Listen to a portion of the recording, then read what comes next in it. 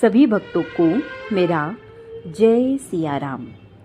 आज विनय पत्रिका में तुलसीदास जी का वो निवेदन जो सीधे भोलेनाथ के चरणों तक पहुंचता है, आइए शिव स्थिति से मन को शिवमय करें। भगवान शिव जी को छोड़कर और किससे याचना की जाए। आप दीनों पर दया करने वाले, भक्तों के कष्ट हरने वाले और सब प्रकार से समर्थ ईश्वर हैं। समुद्र मंथन के समय जब कालकूट विष की ज्वाला से सब देवता और राक्षस जल उठे, तब आप अपने दीनों पर दया करने के प्रण की रक्षा के लिए तुरंत उस विष को पी गए। जब दारुण दानव त्रिपुरासुर जगत को बहुत दुख देने लगा, तब आपने उसको एक ही बाण से मार डाला। जिस परम गति को संत, महात्मा, वेद और सब पुराण महान मुनियों के लिए भी दुर्लभ बताते हैं, हे सदाशिव, वही परम गति काशी में मरने पर आप सभी को समान भाव से दे देते हैं। हे पार्वतीपति, हे परम सुजान, सेवा करने पर आप सहज में ही प्राप्त हो जाते हैं। आप कल्प वृक्ष के समान मुंह मांगा फल देने वाले उदार हैं। आप कामदेव के शत्रु हैं। अतएव हे कृपा निधान, तुलसीदास को श्री राम के चरणों की प्रीति दीजिए। शंकर के समान दानी कहीं नहीं है। वे दीन दयालु हैं, देना ही उनके मन को भाता है। मांगने वाले उन्हें सदा सुहाते हैं। वीरों में अग्रगणी कामदेव को भस्म करके फिर बिना ही शरीर जगत में उसे रहने दिया। ऐसे प्रभु का प्रसन्न होकर कृपा करना मुझसे क्यों कर कहा जा सकता है। करोड़ों प्रकार से योग की साधना करके मुनिगण जिस परम गति को भगवान हरि से मांगते हुए सकुचाते हैं, वही परम गति त्रिपुरारी शिव जी की पूरी काशी में कीट पतंग भी पा जाते हैं। यह वेदों से प्रकट है। ऐसे परम उदार भगवान पार्वतीपति को छोड़कर जो लोग दूसरी जगह मांगने जाते हैं, उन मूर्ख मांगने वालों का पेट भली भांति कभी नहीं भरता। ब्रह्मा जी लोगों का भाग्य बदलते बदलते हैरान होकर पार्वती जी के पास जाकर कहने लगे, हे भवानी, आपके नाथ शिव जी पागल हैं, सदा देते ही रहते हैं। जिन लोगों ने कभी किसी को दान देकर बदले में पाने का कुछ भी अधिकार नहीं प्राप्त किया, ऐसे लोगों को भी वे दे डालते हैं, जिससे वेद की मर्यादा टूटती है।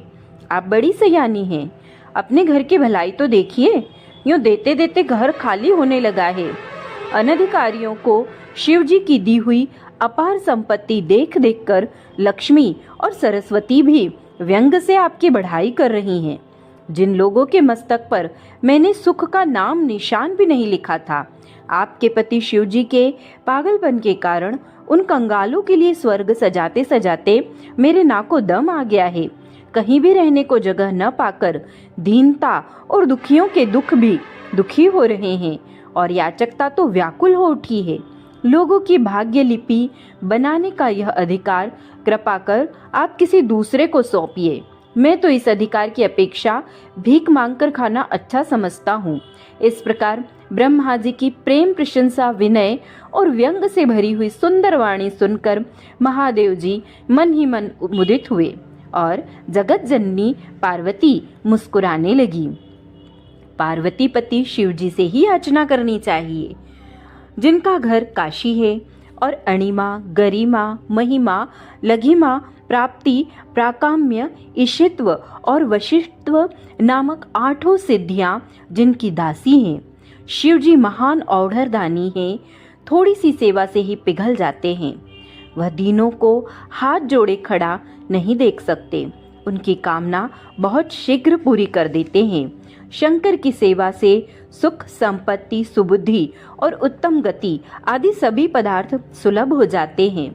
जो आतुर जीव उनकी शरण में जाते हैं, उन्हें शिव जी ने तुरंत अपना लिया और देखते ही पल भर में सबको निहाल कर दिया।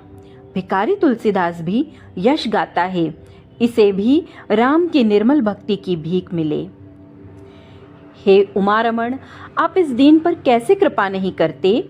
हे करुणा की खानी, आप घोर विपत्तियों के हरने वाले हैं। वेद पुराण कहते हैं कि शिव जी बड़े उदार हैं, फिर मेरे लिए आप इतने अधिक कृपण कैसे हो गए? गुणनिधि नामक ब्राह्मण ने आपकी कौन सी भक्ति की थी जिस पर प्रसन्न होकर आपने उसे अपना कल्याण पद दे दिया? जिस परम गति को महान मुनिगण भी दुर्लभ बताते हैं, वह आपकी काशीपुरी में कीट पतंगों को भी मिल जाती है। हे कामारी शिव, हे स्वामी, तुलसीदास की भेद बुद्धि हरण कर उसे श्री राम के चरणों की भक्ति दीजिए। हे शंकर, आप बड़े देव हैं, बड़े दानी हैं और बड़े भोले हैं। जिन जिन लोगों ने आपके सामने हाथ जोड़े, आपने बिना भेदभाव के उन सब लोगों के दुख दूर कर दिए। आपकी सेवा, स्मरण और पूजन में तो थोड़े से बेलपत्र और चावलों से ही काम चल जाता है, परंतु इनके बदले में आप हाथी, रथ, घोड़े और जगत में जितने सुख के पदार्थ हैं सो सभी दे डालते हैं। हे वामदेव, मैं आपके गांव काशी में रहता हूँ। मैंने कभी आपसे कुछ मांगा नहीं। अब आदि भौतिक कष्ट के रूप में ये आपके किंकरगण मुझे सताने लगे हैं, इसलिए आप इन कठोर कर्म करने वालों को जल्दी बुलाकर डांट दीजिए। मैं आपकी भलैया लेता हूँ, क्योंकि ये दुष्ट तुलसीदास रूपी तुलसी के पेड़ को कुचल कर उसकी जगह शाखोट सहोर के पेड़ लगाना चाहते हैं। हे कल्याण स्वरूप शिव जी, प्रसन्न होकर दया कीजिए। आप करुणामय हैं, आपकी कीर्ति सब ओर फैली हुई है। मैं बलिहारी जाता हूँ, कृपा पूर्वक अपनी माया हर लीजिए। आपके नेत्र कमल के समान हैं, आप सर्वगुण संपन्न हैं, कामदेव के शत्रु हैं। आपकी कृपा बिना न तो कोई आपकी महिमा जान सकता है और न श्री राम के चरण कमलों में स्वप्न में भी उसकी भक्ति होती है। ऋषि, सिद्ध, मुनि, मनुष्य, दैत्य, देवता और जगत में जितने जीव हैं, वे सब आपके चरणों से विमुख रहते हुए करोड़ों कल्प बीत जाने पर भी संसार सागर का पार नहीं पा सकते। सर्प आपके भूषण हैं, दूषण को मारने वाले भगवान श्री राम के आप सेवक हैं। आप देवाधिदेव हैं, त्रिपुरासुर का संहार करने वाले हैं।